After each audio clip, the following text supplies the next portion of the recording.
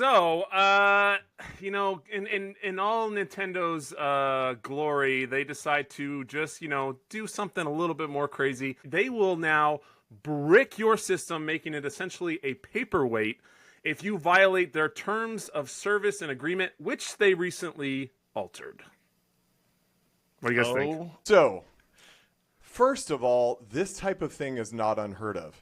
If you buy and own a firearm and add a bump stock, in most states, that is illegal. You are not just buying a Switch. You're not just buying a console. You are buying a ecosystem that Nintendo helps to supply. You may own that physical device, but when you begin to alter that physical device, you become a potential liability to the community that you're buying into. There's the practical concern. The very practical concern is that if you begin to mess with the hardware in a way that it is not intended for, you create customer service liability, which then costs them money. If you mod it incorrectly in some way, you have messed with the fundamental software parameters of the device, and then it becomes a very murky situation for them to try and hold up their warranty. If I buy a car and I want to put whatever leather seats in my car or modify it with a cold air filter, it put nitro boost on it, whatever. That's my car. I paid for it. I own it. It's mine. I can do whatever the heck I want to do to it. If I want to roll it with house paint to change the color of it, I can do that because it's mine. I own it. Now, if I break it in that process and I take my car to the dealership and I say, hey, man, my car's not working right. And they open it up and they're like, dude, you modified this. This isn't covered under warranty. Like, Nintendo as a company has the legal right to protect its IP. The Switch ecosystem includes proprietary software, hardware, services.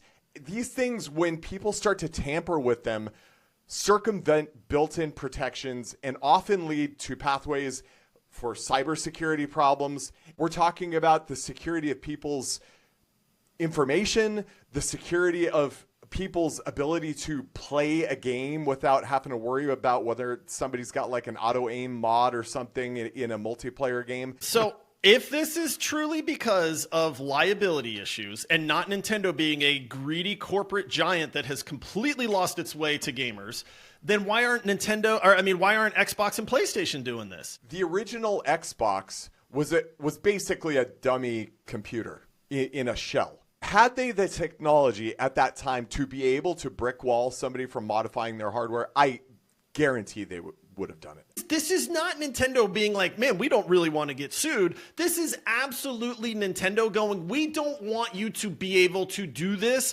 because it takes money out of our pocket. If we allow you to modify it and turn it into an emulator, you can put 1,000 games on this thing, and now you're not buying our $60 overpriced games that are 4 years old. It is their right to protect their IP. Right. Whatever your moral qualms about this are, this is the beauty of a free economy, Josh. If you don't like it, buy something else. I'm going to, because at this point, I am not buying a Switch 2. When you start smacking your customers around and saying, we're going to brick your system because we are policing what you do with this product that you paid for, if that's the case, Nintendo, then let me rent the system. Let me rent it. There surely are Nintendo fans out there. Let me pay $20 a month for your Nintendo Switch. And at that point, you have every right in the world to say, hey, because you're not actually owning this and you're renting it from us, we get to have a say in what you do. When you buy a Nintendo Switch, or any other console for that matter, yes, you do own that hardware. You do not own the software. I understand that. If we're talking about ownership, there's your argument right there. Here's the biggest problem for me. Nintendo has just gotten greedy. Nintendo has moved from this let's make games for gamers that are awesome and iconic and all this to let's see how we can soak as much money as humanly possible out of people, restrict the access they have to their own machines. Josh, by that same logic, you'd be like, okay, well, Xbox has an unfair advantage because they're going into cloud and they've been doing such a good job of like making everything available without They're the putting hardware. all these games but on they, Game they Pass. shouldn't do that. Yeah, but what all you're saying is that their particular value statement matches what you value. And Nintendo's is different, and that's okay.